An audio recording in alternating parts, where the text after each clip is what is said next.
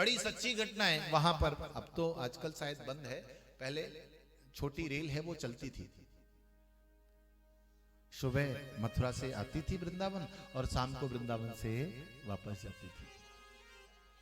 आज भी चलती है, हाँ भैया बता रहे हैं आज भी चलती है। तो उसमें ना आज तो बहुत भीड़ भाड़ रहती है, लेकिन उस समय बिहारी जी में इतना नहीं था। जब हम लोगों ने विद्या अध्ययन किया तब भी नहीं था। घंटे 2-2 घंटे आराम से मस्ती में बैठ करके और ब्रजवासियों के साथ पदगान होता था और बढ़िया ठाकुर जी का बड़ा आनंद होता था उसी प्रांगण में जिसमें आज घुसने की जगह नहीं है। तो जो गाड़ी चला करके लाते थे ना रेल के ड्राइवर, उनका नियम था गाड़ी जब स्टॉप पर आ गई तो उसके बाद वो बिहारी जी के मंदिर में आते और वहीं आराम से बैठे रहते और बिहारी जी को निहारते रहते। शाम के समय जब गाड़ी का समय होता तो स्वयं जाकर के गाड़ी को वापस ले जाते। अब दिन में क्या करना, जब यहीं रहना है तो ठाकुर जी का दर्शन करें। एक दिन संध्या के समय ठाकुर जी का दीदार करते करते ऐसा मन रमा, ऐसा मन रगा कि वो समय भूल गए कि उन्हें वापस भी जाना है। समय वो भूले थे लेकिन मेरा बांके बिहारी समय नहीं भूला था।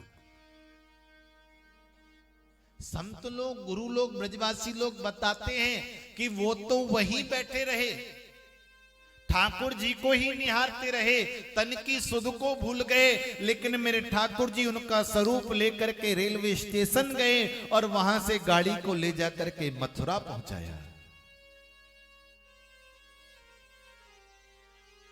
जब रात्रि का समय हुआ, गोसाई जी ने कहा कि भैया अब ठाकुर जी विश्राम में जाएंगे, आप पधारो। जैसे यह बात कही एकदम से आश्चर्यचकित हो गए। क्या मुझे समय का भान नहीं रहा? रात्रि हो गई, ठाकुर जी विश्राम में जाएंगे, आज तो मेरी नौकरी। ठाकुर जी को प्रणाम किया, नेत्र अश्रुओं से भर गए। गोविंद दीदार तेरा किया और ऐसा खो गया कि मुझे समय का ही भान नहीं रहा। ठाकुर जी को प्रणाम करके वापस आए। पहले बहुत ज्यादा कोई साधन नहीं था, जैसे तैसे करके मथुरा पहुंचे और सीधे वहां गए। नहीं, पहले यही वृंदावन रेलवे स्टेशन पर गए तो वहां से देखा कि वहां पर गाड़ी नहीं है। देखा तो एक रजिस्टर था जिसमें साइन होते थे, उसमें उन्हीं के नाम के साइन। पूछा भैया ये, तो कहा कि आप ही तो आए थे और आप ही यहां से स्वयं गाड़ी को चला करके भी ले गए, अब वापस कैसे आ गए? बड़ा आश्चर्य हुआ। मथुरा गए, वहां जाकर के पूछा तो वहां भी यही साइन हो रखा है और सबने यही कहा कि आप ही स्वयं गाड़ी को चला करके लाए हैं। जब उन्हें यह बात पता चली उसी समय नौकरी से इस्तीफा दे दिया।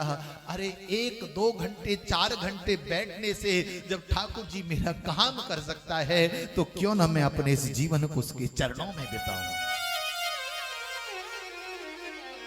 ये सच्ची घटना है। अनेकों ऐसी घटनाएं ठाकुर जी की, गोविंद की रही हैं उस ब्रज के अंदर, जिनमें स्वयं साक्षात अनुभूति लोगों ने की है। और इसलिए ठाकुर जी के प्रांगण में ना पर्दा प्रथा प्रारंभ हो गई।